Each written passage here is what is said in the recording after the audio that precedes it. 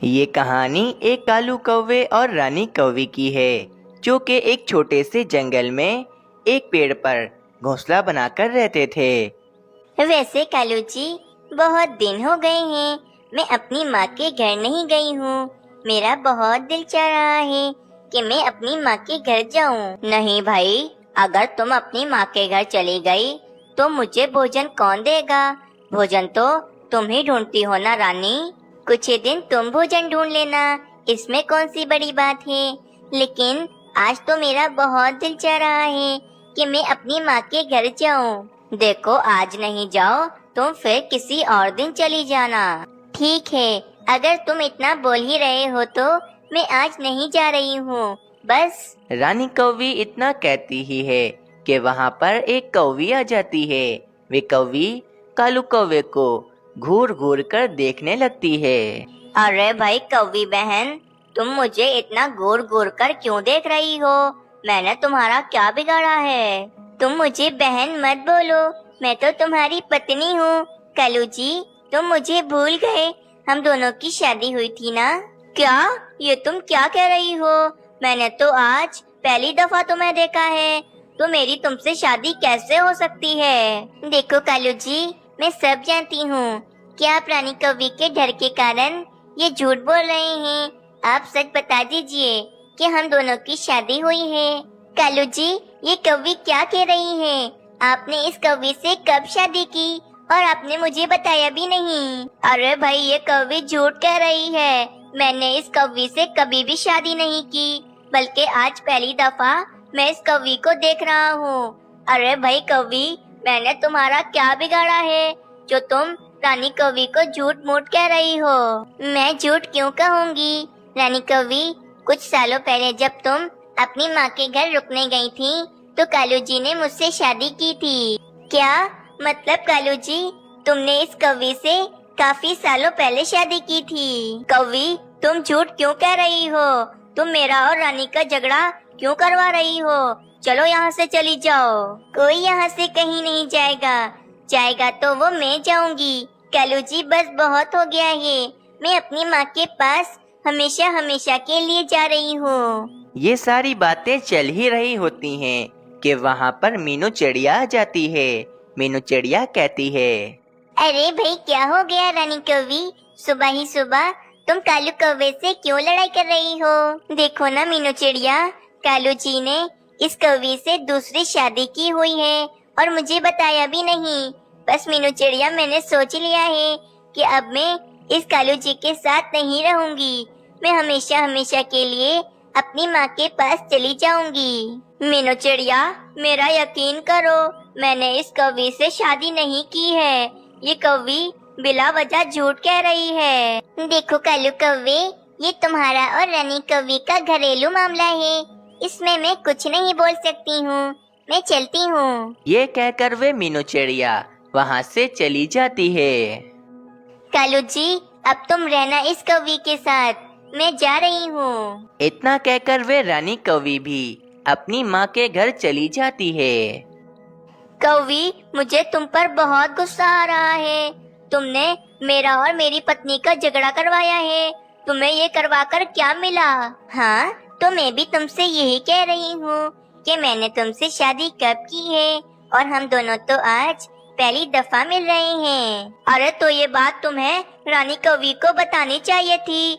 अब रानी कौवी चली गई तो ये बात बताने का क्या फायदा? मैं रानी कौवी को भी ये बात बता दूंगी, लेकिन मेरी एक शर्त है। अगर तुम मेरी शर्त मानोगे तो मैं तुम्हारी पत्नी को वापस तुम्हारे घोंसले में ले आऊंगी। क्या शर्त है तुम्हारी? बताओ। तुम मुझे 2 भोजन से भरी पोटलियाँ दे दो, मैं तुम्हारी पत्नी को जाकर सब कुछ सच सच बता दूंगी। क्या मतलब तुम ये सब कुछ भोजन के लिए कर रही थी? लेकिन मेरे पास इतना भोजन नहीं है, मैं तुम्हें कहाँ से दूं? तुम्हारे पास कल तक का समय है।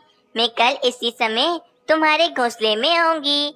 तुम मुझे कहीं से भी 2 भोजन से भरी पोटलियाँ दे देना। इतना कहकर वे कौवी वहाँ से चली जाती है। बाप रे बाप, ये बैठे बिठाए कौन सी नई मुसीबत मेरे गले पड़ गई है। अब मैं उस कौवी को 2 भोजन से भरी पोटलियां कहाँ से लाकर दूंगा। लेकिन अगर मैंने उस कौवी को भोजन ना दिया तो रानी कौवी कभी भी अपने मैके से वापस नहीं आएगी। मैं रानी कौवी के बगैर आखिर कैसे रहूंगा। मुझे किसी भी तरह उस कौवी को भोजन देना ही पड़ेगा। और फिर कालू कौवा भोजन की तलाश में वहाँ से चला जाता है। कालू कौवा भोजन ढूंढता ढूंढता जा रहा होता है, लेकिन कालू कौवे को एक दाना भी भोजन का कहीं पर भी नहीं मिलता। इसीलिए कालू कौवा भोजन ढूंढता ढूंढता जंगल से बाहर चला जाता है। कालू कौवा जंगल से बाहर भोजन ढूंढ रहा होता है कि कालू कौवा सामने देखता है। सामने एक कौवा 2 भोजन से भरी पोटली लेकर वहां से जा रहा होता है। वे कौवा उड़ता उड़ता एक घर के पास आता है और उस घर के अंदर चला जाता है। ये सब कुछ कालू कौवा भी देख रहा होता है। लगता है ये घर इस कौवे का ही है, लेकिन इस कौवे के पास तो 2-2 भोजन से भरी पोटलियां हैं। अगर मैंने वे दोनों भोजन की पोटलियां चोरी कर ली तो मेरी रानी कौवी मेरे पास वापस आ जाएगी। मैं आज रात को किसी भी तरह इस घर से वे दोनों भोजन की पोटलियां चोरी कर लूंगा। इतना कहकर वे कालू कौवा वापस अपने घोंसले की तरफ चला जाता है। पति जी, तुम आ गए और तुम्हारे पास ये 2-2 भोजन से भरी पोटलियां हैं। लगता है आज तुमने बहुत ही मेहनत की है। हाँ भाई, मैंने बहुत ही मेहनत की है, तभी तो मैं आज इतना सारा भोजन लेकर आया हूँ। वैसे कल मैं भी इतना ही भोजन लेकर आऊंगी। मैंने एक कौवे को अपने झांसे में फंसाया है। कल वही कौवा मुझे 2-2 भोजन से भरी पोटलियां देगा। और फिर वे कौवी अपने पति को वे सारी बात बताती है जो उसने कालू कौवे के साथ किया है। सोनी कौवी, मैंने तुम्हें मना किया था ना कि आज के बाद तुम कभी भी ये गलत काम नहीं करोगी। तुमने फिर भी यही गलत काम किया। पति जी, इस बार आखिरी बार है। मैं इसके बाद कभी भी किसी को भी अपने झांसे में नहीं फंसाऊंगी। ये सिर्फ और सिर्फ आखिरी बार है। ठीक है, ये सिर्फ और सिर्फ आखिरी बार ही होना चाहिए। इसके बाद तुम कभी भी ये गलत काम नहीं करोगी। मैं मेहनत करता हूँ, तुम भी मेहनत ही करोगी। और फिर जंगल में रात भी हो जाती है। चलो भाई चलो, रात हो गई है। मैं जल्दी से जाता हूँ और उस घर से वे दोनों भोजन की पोटलियाँ चोरी कर लेता हूँ। और फिर ये कहकर वे कालू कौवा उस घर की तरफ भोजन चोरी करने के लिए चला जाता है। कालू कौवा चोरी छुपे उस घर के अंदर आता है। घर में काफी ज्यादा अंधेरा था, जिस कारण कालू कौवा उस कौवी को देख नहीं पा रहा था। चलो भाई, घर में काफी ज्यादा अंधेरा है। मैं इसी बात का फायदा उठाकर ये दोनों भोजन की पोटलियाँ चोरी कर लेता हूँ। और फिर वे कालू कौवा फौरन वे दोनों भोजन की पोटलियाँ चोरी कर अपने घोंसले की तरफ चला जाता है। अगली सुबह हो जाती है। वे कौवा और वे कौवी जब उठते हैं तो वे देखते हैं उनके घर में तो वे दोनों भोजन की पोटलियाँ होती ही नहीं हैं। वे दोनों काफी ज्यादा परेशान हो जाते हैं। सोनी कौवी, ये क्या हो गया? लगता है कल रात किसी ने हमारे घर से वे दोनों भोजन की पोटलियाँ चोरी कर ली हैं। मैंने कितनी ही मेहनत से वे भोजन जमा किया था। पति जी, तुम बिल्कुल भी परेशान मत हो। मैं अभी जा रही हूँ ना उस कौवे से भोजन लेने के लिए। तुम बिल्कुल भी परेशान मत हो। ये कहकर वे कौवी कालू कौवे के पास भोजन लेने के लिए चली जाती है। आ गई तुम, तुम्हारा भोजन एकदम तैयार है। ले लो तुम अपना भोजन और फौरन रानी कौवी को तुम किसी भी तरह मेरे घोंसले में वापस लेकर आओ। और फिर वे कौवी वे भोजन लेकर वहाँ से चली जाती है। कुछ देर के बाद रानी कौवी भी वापस अपने घोंसले में आ जाती है। कालू कौवा रानी कौवी को देखकर बहुत ज्यादा ही खुश होता है। कालू जी, मुझे माफ कर दो।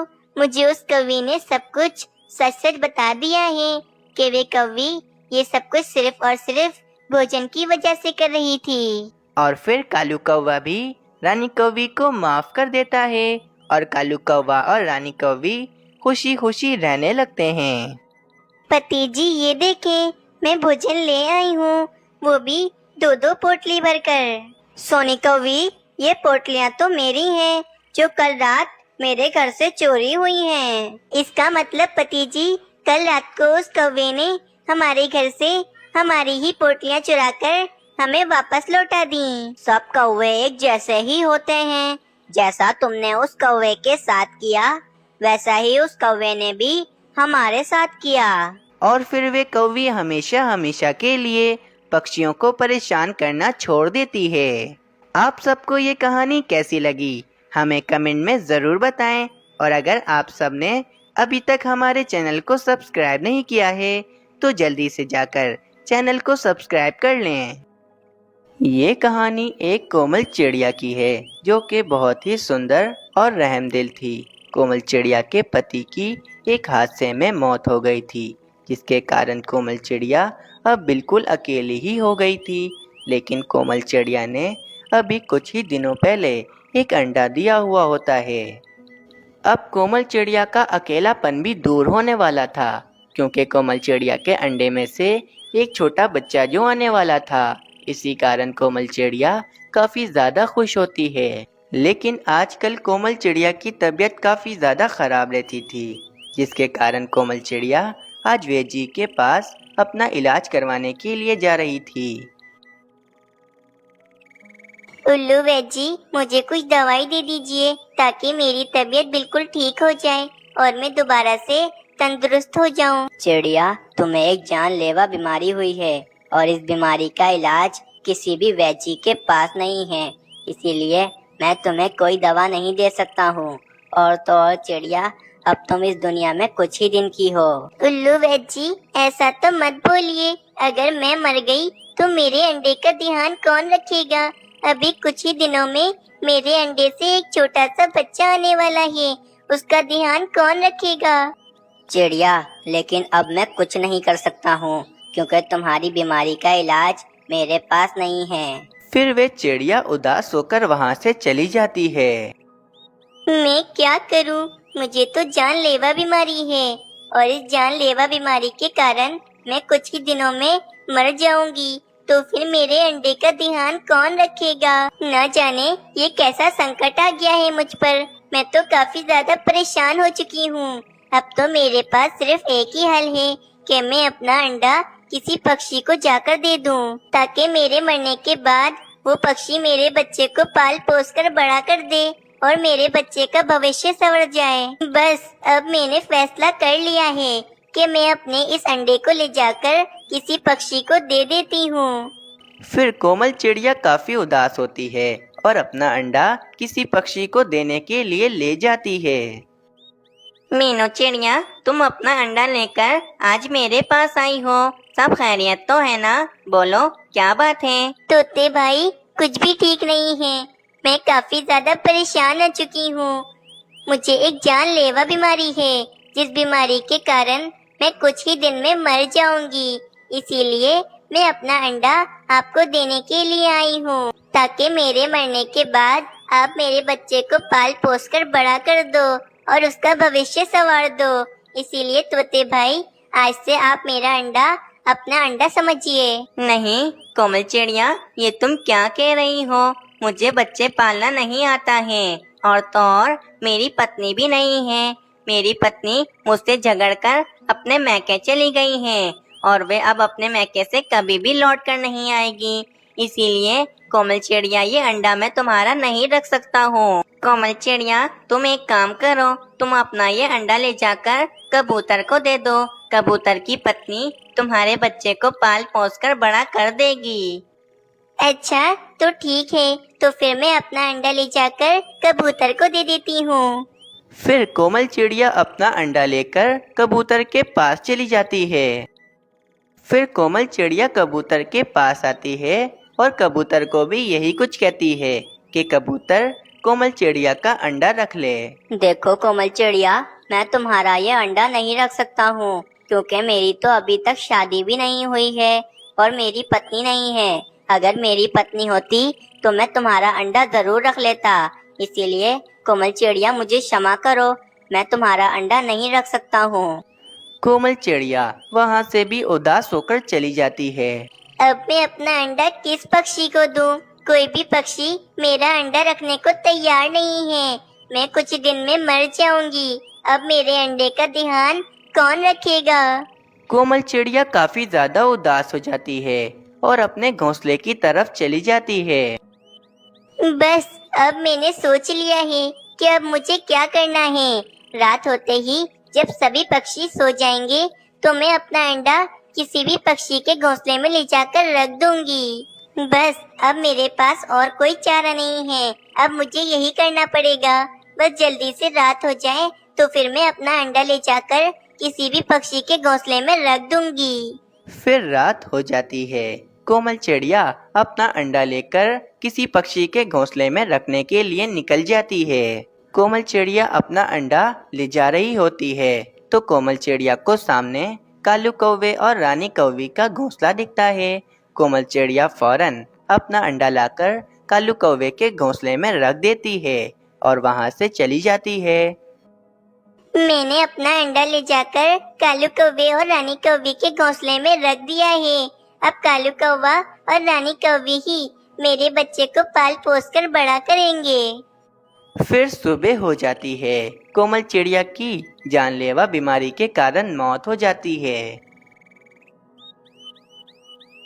पक्षियों, कोमल चिड़िया की जानलेवा बीमारी के कारण मौत हो गई है। कोमल चिड़िया कितनी अच्छी थी। इस कोमल चिड़िया ने हम सब पक्षियों की कितनी मदद की थी। हाँ हाँ तोते भाई, आप बिल्कुल ठीक कह रहे हैं। इस कोमल चिड़िया ने हम सब पक्षियों की बहुत मदद की है। ही दूसरी तरफ जब रानी कौवी और कालू कौवा उठते हैं तो रानी कौवी को अपने घोंसले में एक अंडा दिखता है।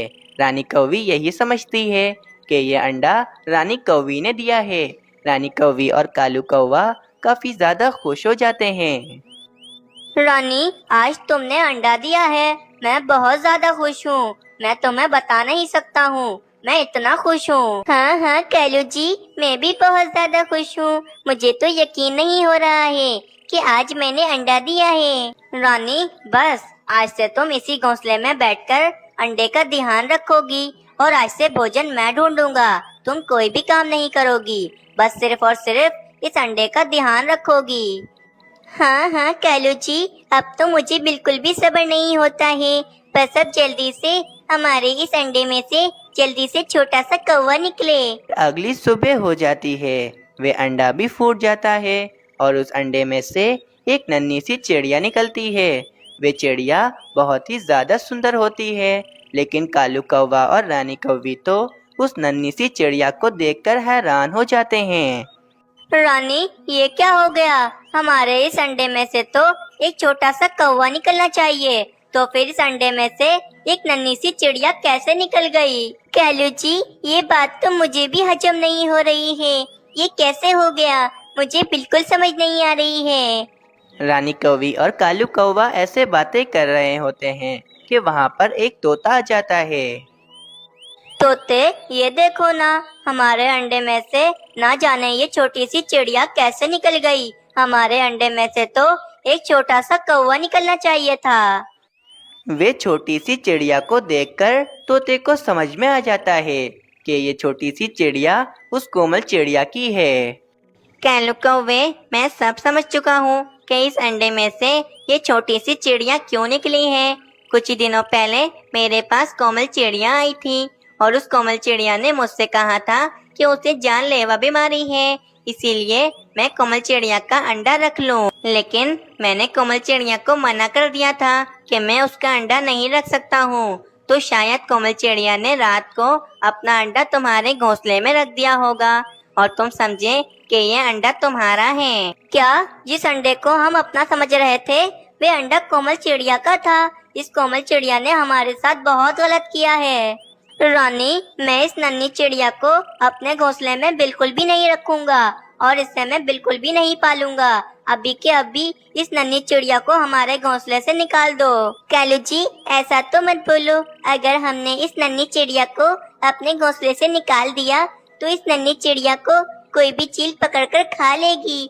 मैं इस नन्ही चिड़िया को ऐसे ही अपने घोंसले से नहीं निकालूंगी। हाँ हाँ रानी कौवी, तुम बिल्कुल ठीक कह रही हो। कालू कौवे, अगर इस नन्ही चिड़िया को तुमने इस घोंसले से निकाल दिया तो इस नन्ही चिड़िया को कोई भी चील खा लेगी। कालू जी, बस आज से मैंने फैसला कर लिया है कि आज से मैं इस नन्ही चिड़िया को पाल पोस कर बड़ा कर दूंगी। तो फिर ठीक है रानी, तुम इस नन्ही चिड़िया को घोंसले में रखो। मैं आज से इस घोंसले में नहीं रहूंगा। तुम्हें अगर इतना शौक आ रहा है ना इस नन्ही चिड़िया को पालने का, तो पालो। मैं आज से इस घोंसले में नहीं रहूंगा और मैं ये जंगल छोड़कर जा रहा हूँ। कालू कौवा गुस्सा होकर वे जंगल हमेशा हमेशा के लिए छोड़कर चला जाता है और वे रानी कौवी उस नन्ही चिड़िया को अपने घोंसले में रख लेती है और उस नन्ही चिड़िया को पालने लगती है। और वहीं कालू कौवे ने दूसरे जंगल में आकर एक बड़े से पेड़ पर अपना एक नया घोंसला बना लिया था और अब कालू कौवा उसी घोंसले में रह रहा होता है। इस रानी को वह नन्ही सी चिड़िया जरूर मजा चखाएगी जब भी इस रानी को सबक मिलेगा। फिर ऐसे ही कुछ साल बीत जाते हैं। अब वे नन्ही चिड़िया काफी ज्यादा बड़ी हो चुकी थी और कोमल चिड़िया ने उस चिड़िया का नाम मोमल चिड़िया रखा था। माँ, मुझे पता चला है कि हमारे जंगल के बाहर एक मकई का खेत है, इसीलिए आज मैं मकई तोड़ने के लिए जंगल से बाहर जा रही हूँ। बेटा, अपना ध्यान रखना और मकई लेकर जल्दी घोंसले में वापस आ जाना। फिर वे मोमल चिड़िया मकई लेने के लिए जंगल से बाहर चली जाती है। दूसरी तरफ कालू कौवे को एक खूंखार चील ने एक पिंजरे में कैद कर लिया होता है और वे चील आज कालू कौवे को मारकर खाने वाली थी। कौवे, आज तो मैं तुझे खूब मजे ले लेकर खाऊंगी। बस मेरी और चीलों को आ जाने दो, फिर हम सब चीलें मिलकर तुझे खूब मजे ले लेकर खाएंगी। ये चील तो मुझे मारकर खा जाएगी। मैं क्या करूं? मैं इस पिंजरे से बाहर कैसे निकलूं? वहीं से मोमल चिड़िया भी मकई की तलाश में जा रही होती है कि मोमल चिड़िया सामने देखती है कि सामने एक कालू कौवा पिंजरे में कैद होता है। लगता है इस चील ने कौवे अंकल को पिंजरे में कैद किया हुआ है। मुझे किसी भी तरह कौवे अंकल की मदद करनी पड़ेगी और कौवे अंकल को पिंजरे से आजाद करना पड़ेगा। फिर वे मोमल चिड़िया बिना डरे उस चील के पास आती है और उस चील से कहती है, चील आंटी, आप कौवे अंकल को पिंजरे से आजाद कर दीजिए। वाह वाह, एक और शिकार, आज तो मजा ही आ जाएगा। अभी मैं तुझे बताती हूँ। फिर वे चील मोमल चिड़िया को पकड़ने के लिए उसके पीछे लग जाती है और कोमल चिड़िया भी काफी ज्यादा तेज उड़ने लगती है। मोमल चिड़िया एक झाड़ी के पीछे आकर छुप जाती है और वे चील मोमल चिड़िया को ढूंढते ढूंढते आगे निकल जाती है।